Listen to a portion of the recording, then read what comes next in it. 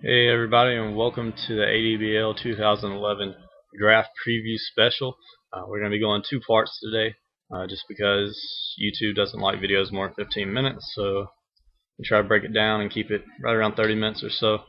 Give us a good idea of what's going on with the draft, when it's going to happen, and a few other things, details, some players to look for, and some other things here in the draft. So go ahead and get started. The draft's actually Monday in real life, and then we're going to get started probably Wednesday or Thursday, just a few days after, give Matt enough time to get the list together, and then give everybody else enough time to do a little more research on the players. Hopefully today will be a good starting point for most people, and then if you don't already have a draft board put together, I know there's a few teams, at least a few teams that already have a draft board put together, so they'll give everybody enough time to get ready for Wednesday or Thursday.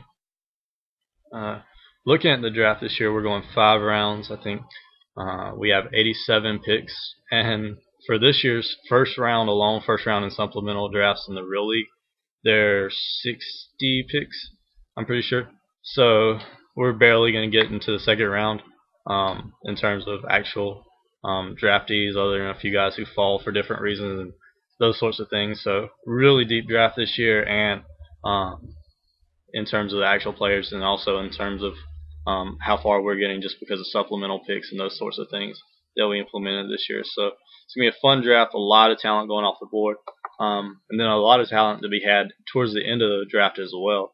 So it's going to be a big opportunity for some of those teams who don't draft very early to still be able to pick up a few good players with those later picks, and hopefully we'll be able to look at some of those guys, look at a few sleepers who probably aren't going to go, or may not go in the first round or two, but could be worth keeping an eye on if you want to take a flyer towards the end of the draft with some of those later round picks.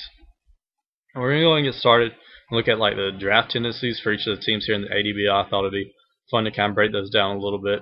There's a few teams under new management which won't have much, which I don't have anything to really go off of, but I did look at the farm systems for each of those teams and be able to look at that and kind of go from there. I'm just going to go straight down the draft order list and give each team's first pick or two, and then also, like I was saying, their tendencies and kind of what they go for in the draft. We're going to start with the Dodgers drafting first overall. Their second pick is going to be 7th overall, and pretty much for them, it's been a lot of high school players, both pitching and hitting, and usually gets pretty good value out of those picks. So it's kind of idea on the Dodgers, usually looking for some high upside, good talent, high schoolers that you can get at a pretty good bargain. Picking 2nd overall, it's going to be the Mets. Their second pick is going to be 38th overall. Corey does a pretty good job of mixing college and high school talent together, getting a pretty good value out of those. A little bit of a reacher on some of his picks, but overall pretty even across the board in terms of where he gets his talent at and where they're kind of rated at overall in terms of some of the consensus mock drafters and such. I'm going to be picking 3rd overall, and then 5th overall are my first 2 picks. I definitely prefer high school guys. I've picked one college guy last year out of my 13 or 14 picks, so definitely high school oriented in that terms. Looking for good value and some high upside guys. The Angels will pick 4th overall, and then again at 9th overall. That's a team under new ownership. Got like 8 or 9 picks for this year's drafts, and a lot of them in the 1st and 2nd round, so we'll be able to load up and stock up an already good farm system with more talent here from the draft. We're going to be just like I said, a lot of talent going into that Angels organization, and with those early picks, probably a few guys who can help within a year or two, because there are a lot of guys like that in this year's draft, just guys who could be in the big leagues by the start of 2013 season. So especially with those early picks, there'll be guys making an impact pretty soon, I think. The next team they'll be picking, their first pick is going to be the Red Sox at 6th overall, and then they'll also pick at 17th, so 2 picks in the first round for him as well. The Red Sox usually do a pretty good job of mixing high school and college players together. Reach a little bit early in the draft to get players he really likes, but then later on in the draft getting really good value out of those later round picks, which is going to be able to happen again this year, I think. The Reds are going to be picking at 8th overall and then again at 13th, so I think that's the last of, well, there's one more team who gets 2 picks in the in the first round. but Reds rounds out just about rounds out that group. Matt usually leans towards the college ranks, and then also drafting guys at the actual Reds draft. And in doing that, he reaches a little bit for some of those talents, like with Grandal last year at 4th overall. Still a good value out of that pick. This was a little bit of a reach. There was better talents considered to still be on the board, but that's kind of how Matt leans, looking at those Reds guys a lot. Then we got the Giants, another guy who tends to draft actual Giant guys.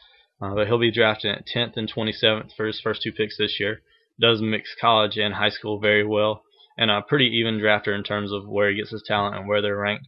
So not getting robbed out of any value, but not picking up a ton either, but definitely picking up some good guys and be able to do so with those first couple picks he's got this year. The White Sox will be going at 11th and then 47th for his first 2 picks. Definitely tries to get some college guys early. And he was able to get Chris Sale last year, a guy who immediately impacted even before the season was over. So gets those college guys early, and then leans on high school guys pretty late, trying to get some of that upside to refill the system as well. Gets a good value out of those in terms of getting those steals with the high school guys later in the draft. The next team they'll be drafting are going to be the Rays at 12th, and then also at 48th. The Rays owner switch from the Cubs, which is changed to the Royals and all that good stuff. With the Cubs last year and the year before, definitely lean towards college ranks. Pretty even drafter in terms of where he was getting his talent. So look out for him to be picking some of those college guys. There's plenty of college pitching to go around this year, so he'll probably target one of those at 12th. I got a feeling, and there's going to be a few of them left there. They're number 1, number 2 upside guys. The next drafter will be the Phillies at 14th, and then he's also got a second first round pick at 18, which is a I forgot the word. My brain just went completely blank, but he's got another pick there in the 18th round. Tends to go towards high school guys early, and then get some of those college guys a little later, or in the middle rounds, and then go back to high school guys late in the draft to get some of those deeper talents who may have failed because of signability, injuries, those sorts of things. So he does a pretty good job of mixing up as well, getting a pretty good value out of his mixture of picks. The next team they'll be drafting, taking their first draft pick, are going to be the Rangers at 22nd and then 33rd. It's another team under new management. That farm system needs a lot of upside to be poured into it. Not a ton of impact players left there on the farm. So he'll be looking to use this draft to really be able to build that system back up. Next up, we got the Tigers going at 28th and then 34th for their first 2 picks. Another team under new management, and that farm system's been thinned out a lot through trades so far this year.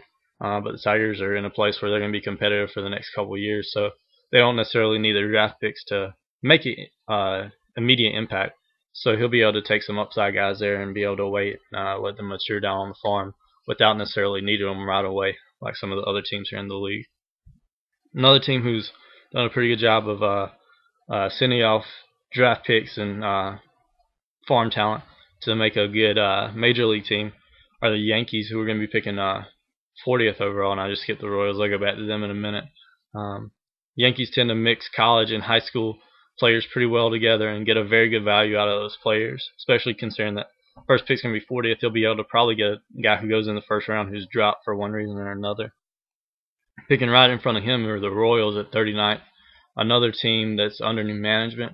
Got a farm system that's got a good bit of upside in it, but just not very many guys that are close enough to the majors to make an impact. So maybe he'll be able to get a major league ready player there at 39 who will be able to step up and give that farm system some more immediate impact. But that's a team going in the right direction. This draft will only be able to help that out even more. Coming up next are the D-backs at 44. Tend to lean on college players a little bit more than most other teams. And I think this year, with the depth of college players, won't have to reach very much at 44 to find a good college player. There's probably going to be a few that fall to that spot who are going to be very good value. Last up, the last team to take their first draft pick is going to be the Braves at 64. And the Braves actually have no problem trading away high draft picks to be able to get help out their major league team, and they're another team that's there set in the near future, at least, for a pretty good stable of major league talent. So trading those draft picks isn't hurting right now.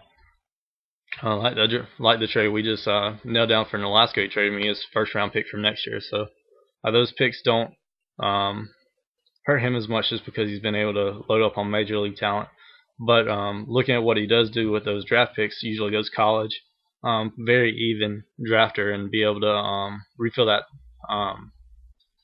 farm system with talent who are probably going to be able to help out a little faster than some of the high school guys, even though they may not have quite as much of the upside.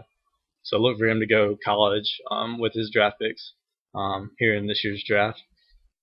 Looking to go to some of the players who are available. I'm going to go over a couple right now who are actually already taken. Andrew Susuk and Matt Perk. The Yankees own Susuk. He's a catcher up at Oregon State, and he's projected to go somewhere around the late first round, probably between pick 21 and probably 35 or so. I've seen a few mock drafts who have him going to the Boston Red Sox. They definitely need a catcher, so that probably could be a good fit there. And then Matt Perk, who I own, who could go anywhere probably between 15 and the 5th round, just depending on what teams see on the medical reports and those sorts of things, and how much of a bonus demand he throws out there. I've seen somewhere like $4 million. And with him not being completely healthy right now, I don't know if teams are going to be willing to take that risk early in the draft, so he could go anywhere, but not draftable this year in the ADBL. We're going to look at a few guys right now who are sleepers in the draft, and then we're going to go by position, breakdown in the second half of the show. Some of the sleepers I've got right now, a guy named Hudson Boyd. He's a right-handed pitcher, projected to go somewhere around the middle of the supplemental round. He could go a little further if somebody's looking to get a draftee to sign at slot. But he plays down in Florida, got a good arm. Probably going to be a number 2 pitcher, but he's a big guy, throws hard.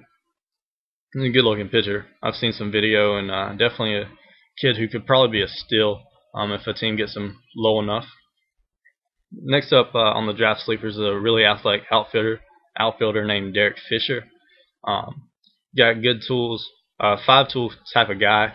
Doesn't have the present tools yet, but could develop into one of the better outfielders of this year's draft, just on sheer talent alone, if some teams can refine that talent.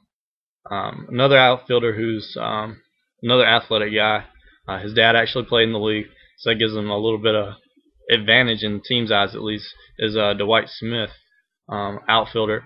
Probably going to go late supplemental, early second round, so if a team decide they want to go for him and grab him a little earlier than that, that would probably be a pretty good deal. The next guy is actually a guy who hasn't played baseball in about 1.5 years or 2 years, I think. Is a scholarship, signed a scholarship for basketball to St. John's University. His name's Amir Garrett. He's a left-handed pitcher. Threw for scouts a couple weeks ago out in Las Vegas and was hitting 94, 95 from the left side. So his off-speed stuff's not there right now. But if somebody drafts him in the supplemental round in real life, they may be able to sign him away from that basketball scholarship and get him back on the baseball diamond, and lefties who throw 95 are few and far between, so he could be a good value if somebody wants to take a chance on him getting signed. Another guy who's got a decision to make in the near future is a guy named Shine Carson. I actually saw him play against my brother a couple years ago. He's a shortstop outfielder type, lots of speed, doesn't have a great bat, but he's actually signed to be a running back at South Carolina next year. If somebody can sign him away from that, he'll be a pretty good talent in probably the Billy Hamilton type mold, if anybody's familiar with him. A couple more sleepers are Brian Brickhouse, a right-handed pitcher down in Texas. A guy named Kevin Brady, who's a right-handed pitcher from Clemson. And there's a first base outfielder from North Carolina. His name's Rookie Davis. He actually, I saw somewhere give him a comp to Ryan Howard, so somebody wants to take that kind of power in the draft. He could be a steal down the road. And then the final one is Dylan Howard, guy who's projected to go in the first round in talent, but he's asking for a lot of money and could fall because of that. So if somebody could grab him in the late first round, that could probably be a steal for them.